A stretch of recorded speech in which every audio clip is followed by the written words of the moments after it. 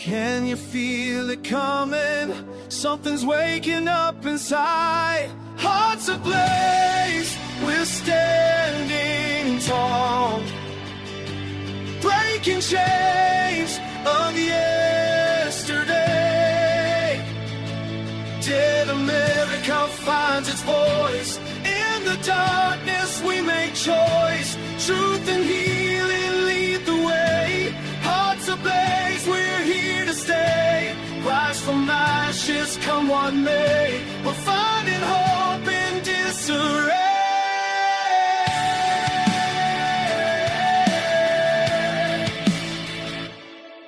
Today we are speaking with Jessica Morris. She is an author. She has a couple books out now, working on a few more. The books are Higher Powered and Dewdrops. Jessica, could you please introduce yourself and let people know just a little more about you, please? Sure. It's great to be with you today, and I am just thrilled to be able to have a platform to talk more about where I came from and everything. I am an author. I love that that's how you're introducing me, because it's the thing that I've wanted to do my whole life and have spent many, many years leading to that. I am also a practicing spiritual director, which I sort of tripped over when I went to seminary to specifically not to become a minister. Most people go to seminary to become a minister, but I went there to learn the Bible for myself. Which my husband rolled his eyes when I said that, because there's not like a new big paycheck on the other side of that when you're just going to learn it for yourself and not for a new profession. But I grew up, I'm the daughter of an alcoholic minister. And so my upbringing was really weird when it came to God. I was very confused about what God thought of me. I'm the youngest of four, and when I was very young, my father told me that I was a mistake. And so I just assumed that meant that God thought I was a mistake, because my dad was also my minister, and he was also a really good minister. He was definitely called to be a minister. The people that he ministered to, he was very good at speaking, counseling, being with people. He knew exactly, he really did have a gift for all of that. He didn't know how to do that with his family. And he became very violent the more he drank. And that was just, and my mom was the classic codependent. She was raised by an alcoholic. And so she was really good at being the minister's wife. And she was a teacher in this very small town where I grew up. And so she kept everything. We were trained that, we didn't talk about anything that went on inside of our home. And, the people in the town knew that my father drank, because it was a very small town, a lot of hunters and fishermen and, blue collar type people. Not that there's anything wrong with that, but they work hard and they party hard. And he would go out drinking with them. And I think that sort of endeared him to them in a way, because here's the minister drinking with us, so it's okay. He's out drinking and smoking with the guys at the firehouse. And, that was just how we rolled. It was also a very different time in this world. I, was raised in the 70s and the 80s. And so, it was before all the drunk driving stuff, and cops would find him. The cops in the town would find him in the middle of a cornfield in his car, and they'd lead him home while he drove his car home. There were all kinds of crazy stories like that. But that's very tumultuous to grow up in that. And then I very quickly became addicted myself. And I don't know, I can tell you that my food addiction, my addiction to food, I believe I was born with that. I do not remember a time in my life when I was not using food as a comfort. I mean, food was my best friend right up until it turned on me. Um, and then I started drinking pretty early as well, and using the excuse that I'm having fun.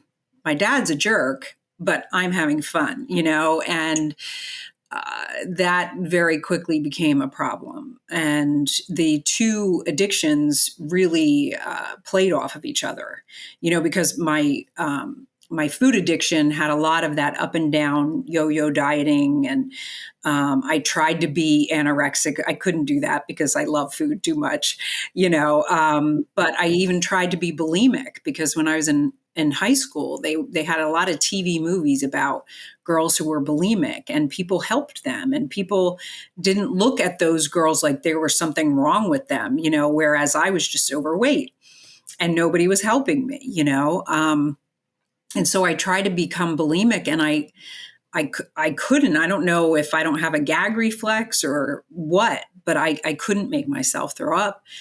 And then I discovered early on in my drinking career that when you drank to extremes, you would throw up.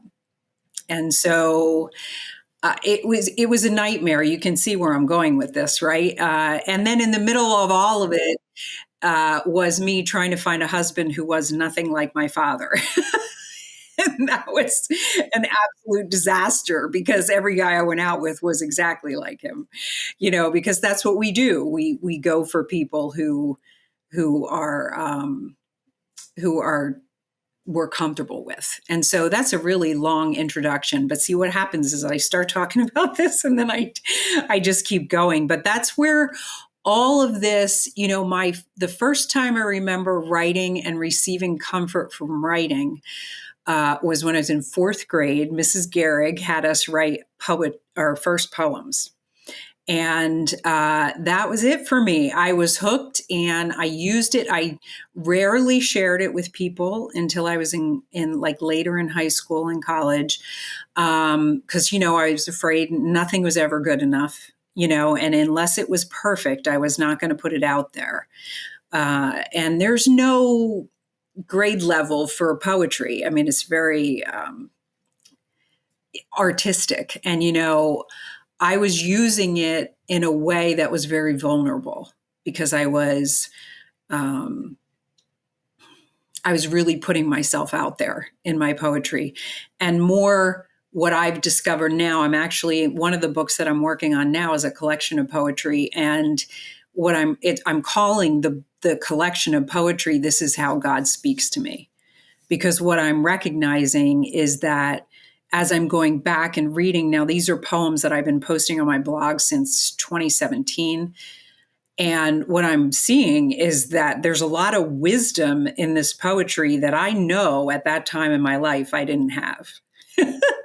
So I know that was God giving me direction before I even knew that it was direction. Do you know what I mean? Like that sounds a little crazy, but that's a really long introduction. That's all right. We love long introductions here at the Dead America podcast. And the thing that captures me the most is you were raised very similar to me in the time. However, my parents were partiers, drunkards, and the one thing that stands out is I received my learner's permit driver's license, at the age of 16 back then. And this took us on a journey because all of the drunks climbed in the back of the truck and two up front with me driving them around. And an Idaho state trooper, he pulls us over. Everybody's just wasted. And here I am thinking we're all going to the Hootskow here. And the Idaho State police officer, said, "What is happening here?"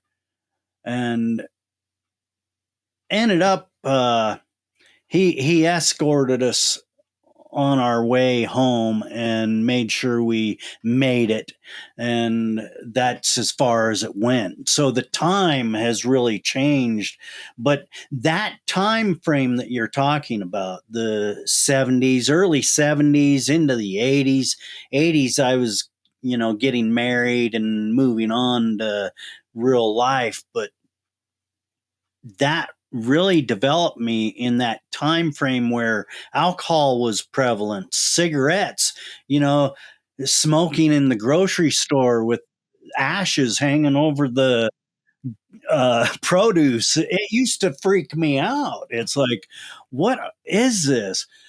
And now that I have control over my life, I look back and think, wow, no wonder I was so addicted and strung out on things. And so how much did that time frame play in the way you handled things? Because we didn't have a lot of help during that time period. Right. It was not, there were no school psychiatrists. There were no, like you maybe had a school nurse if you were lucky, but I remember going to my Girl Scout leader. And this is, and asking her about certain things that I should have been asking my mom about. And it wasn't because my mom wasn't a loving woman. It was just by the time I came along, like I said, I'm the youngest of four. And my mom also had my father, who was like a giant toddler. He was just a train wreck, and so by the time I came along, and if I wasn't a mistake, I was a surprise, not planned. And, so she was tired. She was tired. And how I coped, really, my sister, who is the oldest in my family, she's 6 years older than I am. And she pretty much, I don't think she did this consciously, but she took me on as her own. And to this day, she is like, she's my parent. She's my best friend. She's the one who came to me when my drinking was completely out of control. Of all my family, she's the only one who's ever really called me out.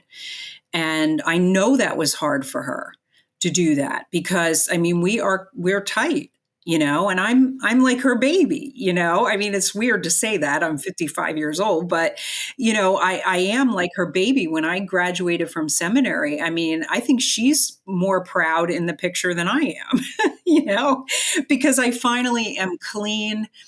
It took me about a year after she asked me or talked to me about my alcohol to do anything about it. That's how much addiction really takes over your life, is it doesn't even matter who's begging you to get well. But she took me under her wing, and she took me everywhere with her.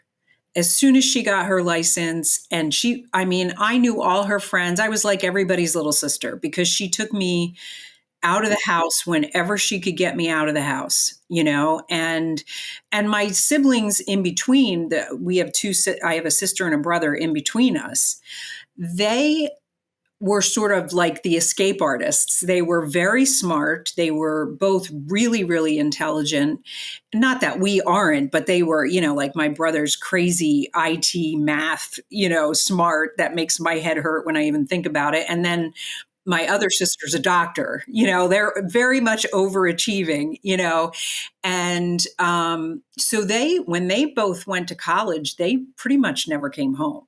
They stayed there in the summers, and that's kind of how they were with school. They always had something going on in some activity or whatever. And while my older sister and I both played sports, that's kind of where sort of we weren't as involved, let's say, as they were. And so we just hung out. We did everything together. And so she really was, when I think about how did I cope with that time, I think it was she coped with it by, taking me away from the house. And I wrote a lot. I wrote a lot, especially when I got to college and I had nowhere to go with this stuff because I was looking around me and thinking, basically, I never told anybody that my dad told me I was a mistake. Like that was a secret that I held inside of me because I thought if other people know this, then they're going to discard me too. And as much as that harmed my relationship with God, and this is going to sound crazy, it actually made me feel closer to Jesus because, and I talk about this a little bit in my book, because how I looked at it, I don't know if you remember or if you ever saw it, but there was a miniseries on television in the 70s, and they would play it every year around Easter. It was called Jesus of Nazareth, and it was from the birth of Jesus to the resurrection. And we had just gotten, I'm really going to date myself now, we had just gotten a Betamax. Do you remember the Beta before VHS? And so I had recorded it. I think I was probably like 10 years old. And I recorded it on like 4 tapes because it took a lot of those tapes to record stuff. And I would just watch it over and over and over again. And in it, the guy who played Jesus was so calm, and just his presence on screen was it just filled me with peace. And the part in it was, and actually, if you've seen The Passion of the Christ, you know what the beating looked like for real. And so when I look back at Jesus of Nazareth now, I think, well, that was nothing. But at the time, it was pretty violent what they were showing you. It really was nothing compared to what we see today. But when I was a kid, it was huge. And what I saw was Jesus's father was abandoning him and beating him just the way my father was abandoning me and punishing me and beating me. And so that's how I related it in my diseased little brain. And it kept me connected. Like I never, as much as I ran away from the church, I ran away from God. I always loved Jesus, and I knew that Jesus loved me.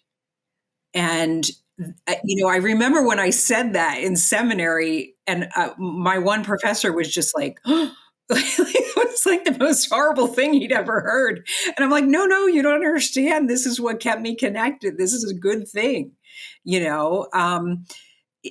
because God uses everything. That's how I see it. That's right. Yeah. That I relate well with that, through all of the disasters I've been through, the thick and the thin, it's apparent that Jesus himself was there with me. I often think about the poem Footsteps, where they're walking down the beach and you see one set of footprints, and then it turns into 2, and he says, well, why were you not there with me all this time? Those are the times I was packing you. And you know uh, as I studied and researched you, there was a portion of your life where you kind of just broke it down and said, hey, enough's enough. And I had that moment where I had the FU fight with God himself.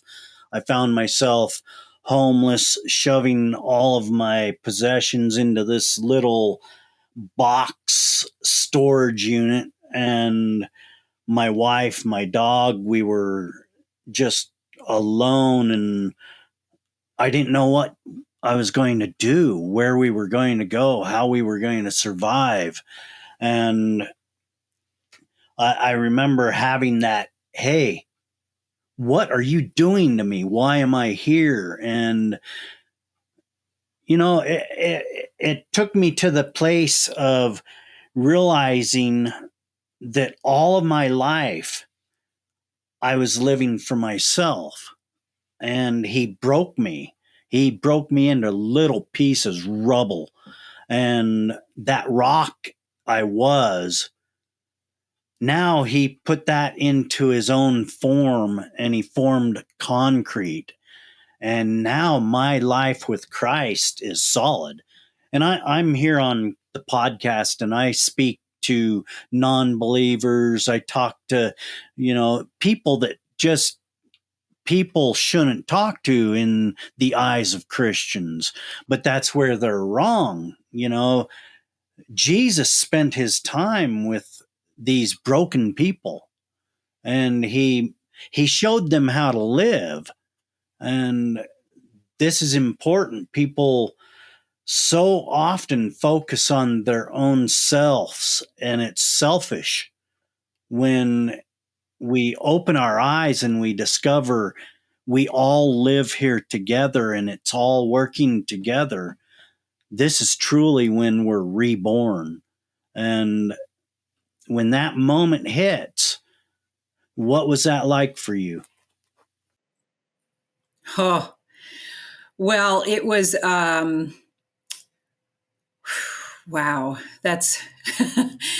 it was a living hell first. I mean, because I was, not only was I an addict, okay, very actively food addicted, alcohol addicted, but I was also the other side of the coin, which is that crazy codependent, just trying to manipulate all the addicts around me to do what I wanted them to do. With the people pleasing and the, manipulation and all of that underhanded stuff that you can't even really point at when you're, it's so much easier to point at the food and the booze and go, there's your problem, Jessica. Put those things aside and all will be well, And the problem with that is that you remove those things. And what happens is all the things that for me anyway, all the things I was pushing down with those things started to rise to the surface. The trauma of my childhood, the abuse, more the mental abuse and the spiritual abuse than the physical. Like I would have much rather my father beat the crap out of me than any of the things he said to me. Because I can tell you that the things he said to me still play. Like, even though I've gone through in my early recovery, once I put the food and the booze down, I had a significant amount of years with a really, really gifted man who was an addictions counselor. And he helped me to kind of like uncover all those things and recognize that not only was I the problem in that I was the addict, but I was also playing the victim. I enjoyed the victim role to a really weird extent, like it was comfortable. I knew how to be the victim. And I'll never forget when he said to me, oh, this blew my mind. He said, Jessica, he said, you're a victim until you're 18. And after that, you're a volunteer. And you've been volunteering. You've been volunteering for a long time. It's time for you to take control of your life. And by that, I mean not manipulating the crap out of everyone around you, but putting the onus on you to be responsible for your feelings, to not, when I would say things like, well, he made me feel that way. And he'd go, nobody has that much power over you unless you give it to them. And it is so true when you just change your mind a little bit in that direction. But I'm getting ahead. The living hell came. I don't know if this is what you were referencing, and I talk about this in the very beginning of the book when Jesus appeared to me. I was a couple years out of college and just really in the throes of my alcoholism, and was going back to my college campus to party. And because that's what you do when you're a professional, you go back and you party with your college friends all the time. And it was a January night. It was freezing cold. And I was outside of this party by myself smoking a cigarette, and I was hating my life. My friends were getting married. Some of them were even having babies at that point, and I just looked up at the sky and saw nothing but, it was an absolutely gorgeous, clear night and a gazillion stars. And all I saw was my hatred for God and what he had done to me. I was his victim, and I let him have it. And I told him everything. I yelled at him and I asked him when it was going to be my turn. When did I get to have a life that was wonderful? And I had this moment of warmth come over me. And I knew with every ounce of my being that if I turned to my left, Jesus would be standing right next to me, like just standing there physically, not a spirit, not an apparition, just him there ready to hold me and hug me and love me. And it immediately terrified me. And I ran, like it went from that warmth, gorgeous, beautiful feeling within a nanosecond to terror. And I ran back into the party. And the next, I want to say it was about 6 or 7 years, were a living hell. Before that was shitty, let's say. Okay. This was the separation from God in that time. And I get emotional when I think about this. It was so much a desert. I don't know how else to describe it. It was so empty, and my life was so lonely and isolated, and it was horrible. I was suicidal. I was, in fact, at one point during that, a very close friend convinced me to go get a cat. She's like, I need to take you to adopt a cat. You need to have an animal in your house. Like she didn't know what else to do, And we went, and this pathetic cat, she was just this pathetic little kitten. She had been thrown out of a car, and she had she was so fresh into the Humane Society that she still had little oil and grease spots on her from having been, thrown on the highway, and miraculously saved by some Samaritan who brought her into the Humane Society. And she ended up, I just took her home. I was like, that's it. That's the one. I want her. And I remember the first night thinking to myself, what did I do? I can't take care of this animal, because how kittens are. She was just nonstop screaming, And that was the only time I ever thought I can't take care of her. She became the reason I lived. She literally became the reason I lived. And it was, in fact, there was one moment when she was probably about 3 or 4 years old when I was seriously considering, how am I going to do this? Because at that point I was significantly overweight. The food had turned on me during this time. and I couldn't stop eating it, but it wasn't doing anything for me anymore. Like I wanted to stop and I couldn't. It's so hard to describe that to people. But in fact, I've shared this with my husband, who's also in recovery, and it baffles him because he's in recovery for alcohol addiction. And when he eats and he gets full, he's just like, I don't understand how you could keep eating if you were full. And I'm like, I don't know how to explain it to you. There were nights when I couldn't lay down in bed because I was afraid I was going to choke. That's how much I had eaten, and it was not digesting fast enough. And so, I mean, it was bad, and I was close to 300 pounds. I'm only 5'4", and I was thinking, how can I kill myself? Like, I was looking around my apartment thinking, how can I kill myself so that it's not a burden for them to carry me out? Like, how can I do this? Who were them? I don't even know who I was, the firemen, I guess. But these are the thoughts that were going through my head. And I'm having this little inner dialogue in my head.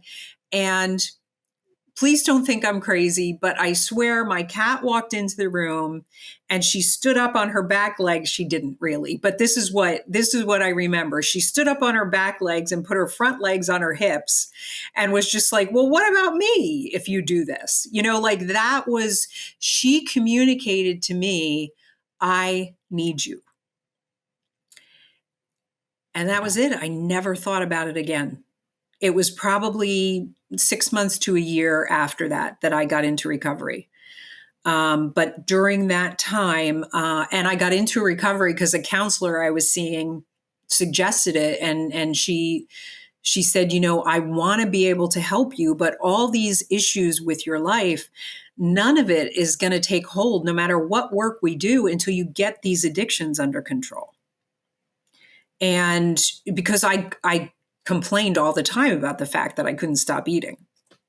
And she sent me to recovery. And I knew from the moment I walked in that door, and I talk about this in the book, in hindsight, I know that Jesus knew I couldn't look directly at him.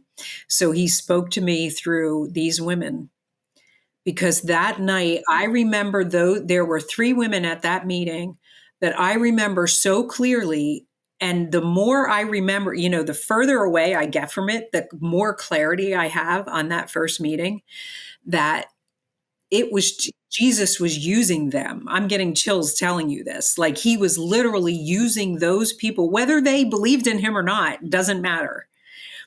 He was using them to talk to me because the things that they said were exactly what I needed. The first one, I walked in the room and it was before the meeting started, and she was sitting in a group of women and they were all together laughing and everything. So of course I went and sat on the other end of the table because, nobody likes me. So I'll sit over here. I had all these ideas in my head.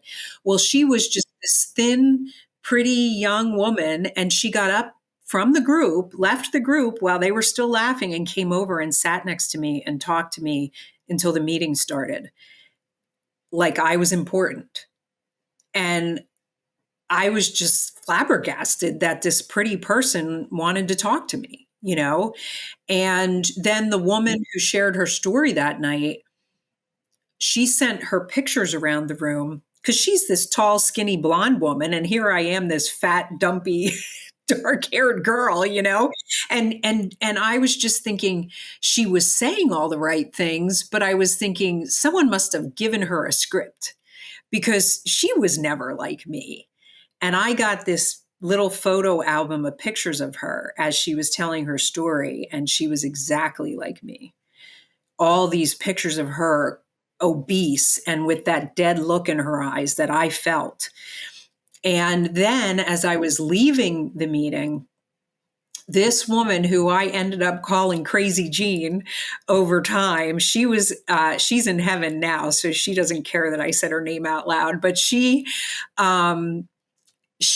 killed herself getting across the room to me. And I don't remember a lot of what she said other than she showed me her pictures also. She said, I wanted to show you, I always carry my pictures with me too, because it's hard to believe that everybody sitting in here who's in skinny bodies actually was once like you, and you need to see it. And so she showed me a couple of her pictures, and then she said, as I was trying to get away from her, because as much as I knew I was in the right place, I also wanted to get the hell out of there. I was like, I can't, this is way too much. I can't handle this. And she, as I was walking away, she called my name, and which shocked me because I had only said my name way back at the beginning of the meeting when they asked if it was anybody's first meeting. And so I turned around and she looked dead in my eyes. And I know this was Jesus looking right in my eyes. And she said, Jessica, please come back. I really, really want you to come back. I never left. I never left the program, no matter what was happening, no matter how angry I was, no matter how much the people annoyed me, because it's kind of like church, there's always somebody that's going to be annoying, it doesn't matter, but I just kept going back there and getting exactly what I needed. Nobody made me be religious. All they said to me was, and that's why I named the book Higher Powered, all they said was, you got to have a power that's greater than you. We don't care if it's the God of your childhood. We don't care who it is. Just don't make it another person. But for a long time, whenever I would hear the word God, I would think good, orderly direction, because that's what I was getting from this community of people. I was getting good, orderly direction. And that was my higher power for a really long time, until I was able to once again look Jesus in the face and say, you're it, man. You're my numero uno guy. But it took me a while because I had so much shame. I had so much shame for the things I had done in my active addiction, and just the horrible thoughts that I had. And I mean, I could go on and on forever, but that's when it turned for me. Yeah. Yeah, it's a lot to unpack, but it's very important what you outlined there. Addicts are addicts. It doesn't matter if it's food or booze or whatever. It's up here inside our head. And once we realize, oh, I control that's really something that a lot of us need to remember. We control that. And I used to be ashamed of my past life too, because I did some horrendous things. I mean, I danced about doing horrendous things. But now that I'm about to turn 60, and I look back on that and I'm happy and pleased that I lived that life. And I heard you say the very same thing. It gave me substance, and that rubble that God broke when he wanted to. He waited until I was ready for it, because he doesn't give us what we can't handle. And that shows us, after we come through that storm, wow, I did that, and I can do more now. And it gives us that bump that we need, and it gets us through. So it's really important that we recognize people, places, and things in our lives, because they're important, and we control that. We have to set boundaries on each of those things, because life is about enjoying what's around us. And if we're putting those bad, negative things around us, that's what we're going to experience. And after we wake up and we finally figure out what we have to offer society, we tend to shed that shame a lot easier, because believe me, I still mess up and I get that shame and guilt, because it keeps us on track, and it's okay. So Lois Hollis, one of the gals that I have interviewed in the past, she talks about shame and guilt and being able to name it and own up to it and not let it control you, but you be okay with them being in your life because they're part of you. And I think it's really important that people get that. Yeah. And I talked about Jesus of Nazareth and how important that was to me growing up, that miniseries. And I would escape into movies a lot. That was one of my other outlets, I'd just escape into movies. But, I was thinking about when you were saying the shame thing. I don't know if you've ever seen the movie Passion of the Christ that Mel Gibson did. It's a very difficult movie to watch. It's beautifully done.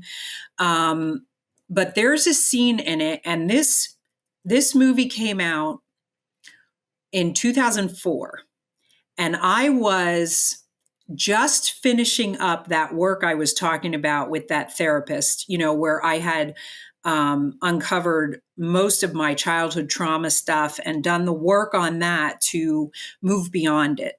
And I went to see this movie in the theater, and there's this scene in the movie where Jesus, or the woman who Jesus saves from being stoned,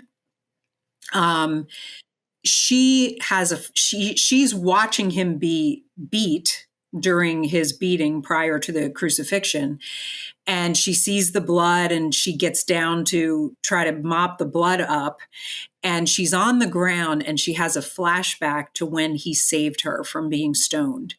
And the way they film that scene, it's all from her point of view. And so you're seeing all these rocks drop down and these stones drop down, and then these men sort of back away from her. And she reaches for his foot, and then she looks up, and his face is there, and the sun is like right behind his head, and it's just like this bright, beautiful vision. And then you see his hand come down and pick her up. And I will never forget. I wish there was a way. I tried to write to Mel Gibson, and the letter actually ended up coming back to me as undeliverable.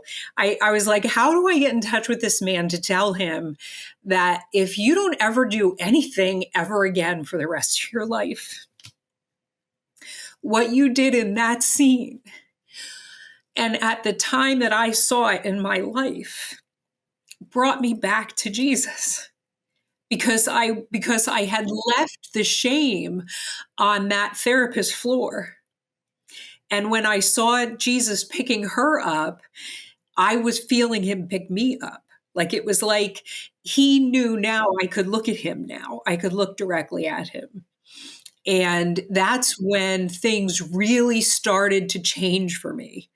And I was able to, during that same time, I met, there was a new chaplain where I worked. He just started that year, and he was the first. It took a little while, but he was the first, what I call man of the cloth in my whole life. I was like 34 years old at that point, that I was able to sit down with and really talk about God and Jesus and be vulnerable and trust him. And he became it was like God gave me the therapist.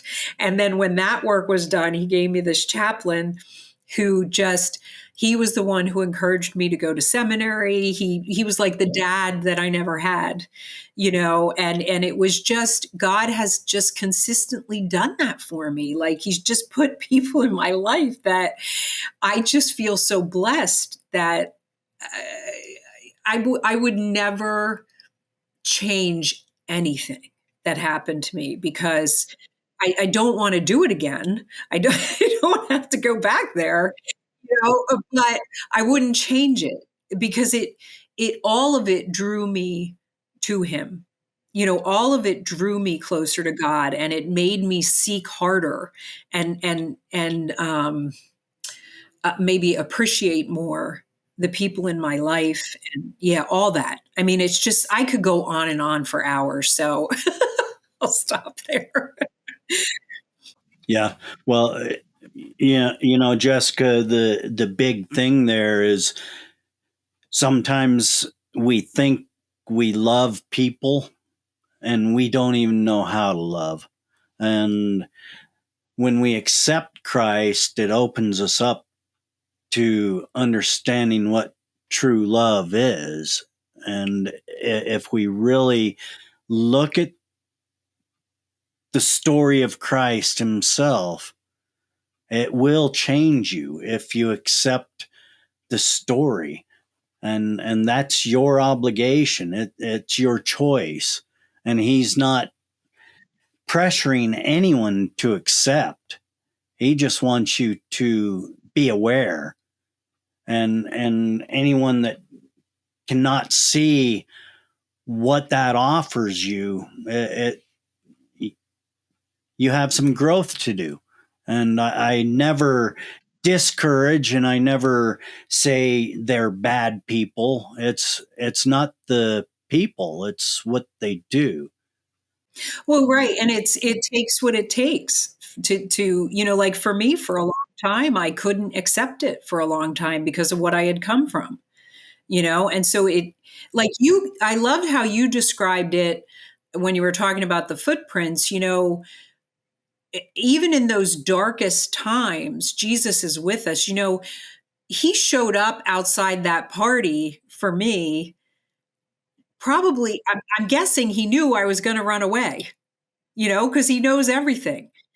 But he showed up there anyway because he wanted me to know, I'm right here. When you're ready, I'm right here. And that's the beautiful thing that I think people miss. It's not about what I'm going to do today to get Jesus to love me. He already loves me.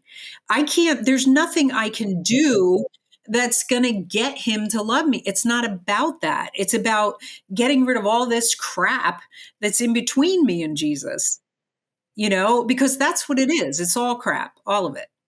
Yep. And to add to it, some of the last words that Christ said while he was on the earth is, "Forgive them, Father, for they know not what they do." And I always look to the cross at that moment in time when I'm dealing with difficult people, places, and things, and it humbles me, and it lets me remember. And I love how you describe the scene in the Passion of the Christ where the focal point was the woman and watching all the stones drop. Chills, it is how you perceive things and the people you choose to put around you. And sometimes you have no control, and that's the times he's got you, man. And you will get through it. Just wait for the better times on the other side, and that will give you fuel to get through to the next one. And yes, we could speak for hours about things. I barely scratched the surface with you, Jessica.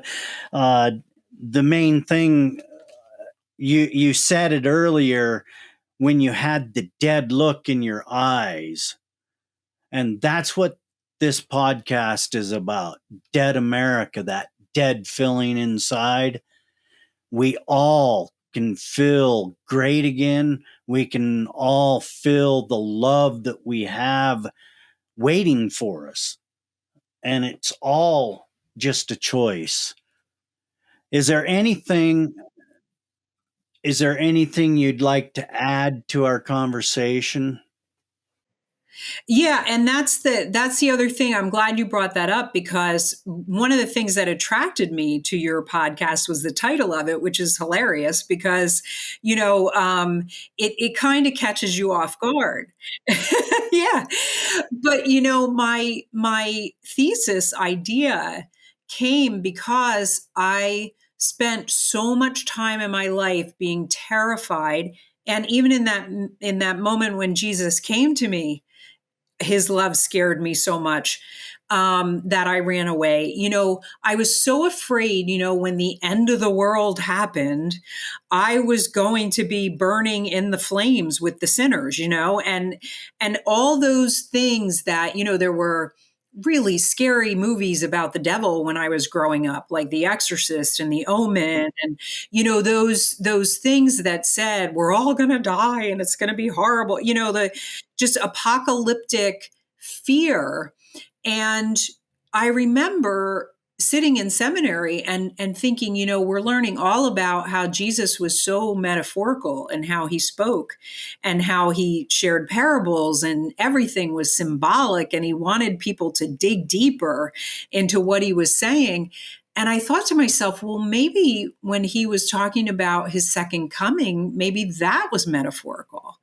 And that's when I started to come up with this idea of a personal death, a personal end times. The word eschatology is in the subtitle of my book, and that means the end of time, the end of things, the study of the end times. And because when I was in seminary, I think I was about 14, 15 years in recovery when I started seminary. So I was a completely new person.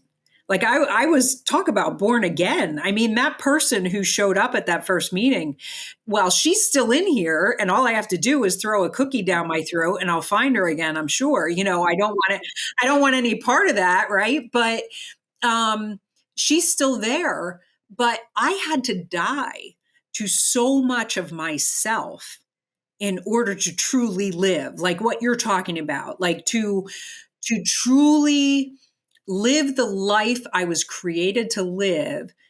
The things about me that were killing me had to be killed, because I was kind of absorbing myself.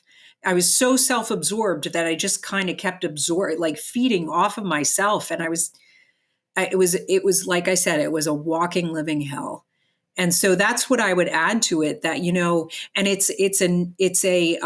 for me, it's an ongoing process of awakening. Like, it's because what'll happen is I'll die to something, like, let's say I die to the food and the alcohol, right? And I go, okay, I'm going to put that down, not going to be a part of my life. And then this self-centered victimhood comes up and I have to die to that. And then and then I recognize, wow, I judge the crap out of people. Okay, now I got to and all these things, I can die to them because I have this relationship with Jesus Christ that, I go to him and I go, could you help me with this? Because me trying to do it, I just keep messing up, and I'm going to need you to take this from me. The way he lifted me up off the ground, he needs to also take this from me. I have to show up and do the work, but he's going to do the heavy lifting. So yeah, that's what I would add. The big key is people are always watching, and they're watching for something better than themselves. So don't display something that is contrary to what Christ would have you display. And that's hard to do. And sometimes you're going to be caught off guard doing those things. It's the prodigal son thing. They will rejoice in heaven when you return from those ways, but you're always welcome. And that's the thing, judging other people for where they are in this journey, it will never bring them to the path. And once we strip away, I like how you say it's basically being born again. When you strip away all that judgment, that hate, that diluted thought that we allow into ourselves, that's when we find the glory of God. And I love it. Jessica, could you tell people about your books, how to get a hold of you, and all of the call to action for our listeners? Yeah, everything you need to know about me or how to contact me, you can find via my website. It's jessicalmorris.com. Very easy to find. It's just my name with my middle initial. And my books are on there. Information about spiritual direction is there. My blog is there, which has a lot of my poetry on it. I mean, everything you want to know, it's there. There's even a couple of videos from different podcasts I've been on, and some of my own lectures and speaking, and things like all kinds of stuff there. So yeah, I mean, my call to action every day is, God, what can I do today that will bring glory to you? Because for a long time, it was about what can I do to further my writing career. God, show me how to get people to buy my book. Show me how to get published. Show me how to make more money so I can help, with the household finances. All these things I was praying for. And now I just get on my knees and I'm like, God, what can bring glory to you today? Put it in front of me today. And sometimes I fall flat on my face. Other times I go to bed at night and go, wow, God, you really used me today. That was awesome. I mean, heck, last week I did vacation Bible school at my church, and I don't even really like kids that much, but I mean, they asked me to do it, and I was like, all right, whatever. And, I got to tell you, it was, I'm much more suited for adults. It really was eye-opening for me to be present with those kids for a week and to do that and to meet some other people in the church that I wouldn't have met otherwise, And so you never know what might happen when you say yes to something that before you would have, there's this great line in one of my recovery programs where they say, be careful of contempt prior to investigation. And for me, I need to think about that a lot because there's a lot of things in my life that I'm like, oh, no, I don't do that. Well, did I ever try it? Did I ever research it? I want to let go of that closed-mindedness. And so I don't know about vacation Bible school again because I have tried it once, but you never know.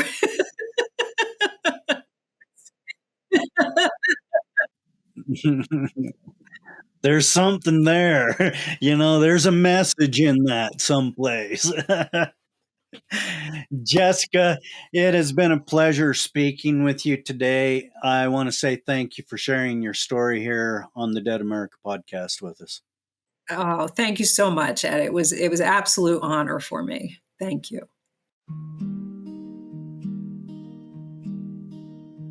She grew up in the church house shadow, white clapboard and stained glass light. Knew every verse by heart at 7, but the words never felt quite right. Preacher's girl is Sunday mirrors, hiding what she couldn't name. Years of silence built of prison. Minister's daughter drowns in pain. Jesus finds her in the rain. Stephen, Paul show her the way. Dying to self, she's born today. Second coming lies within.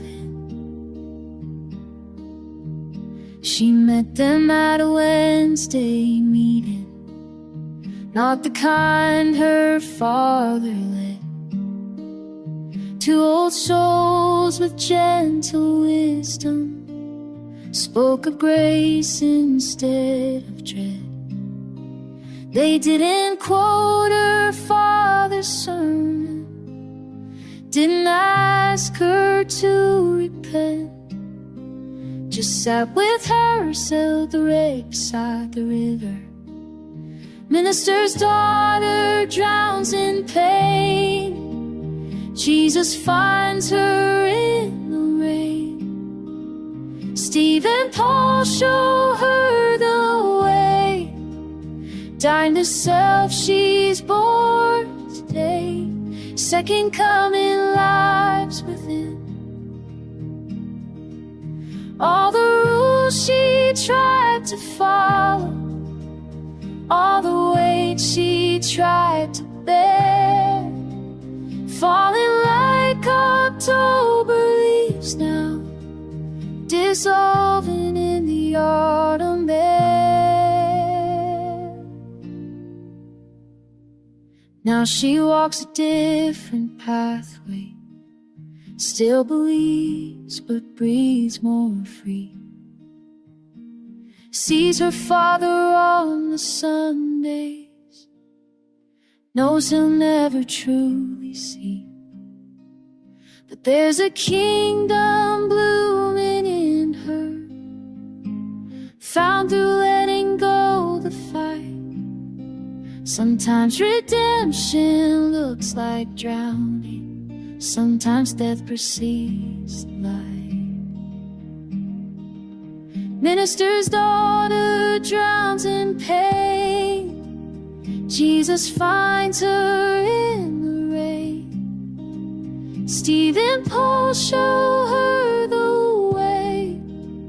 Dying to self, she's born today. Second coming lives within. Second coming lives within. Second coming lives.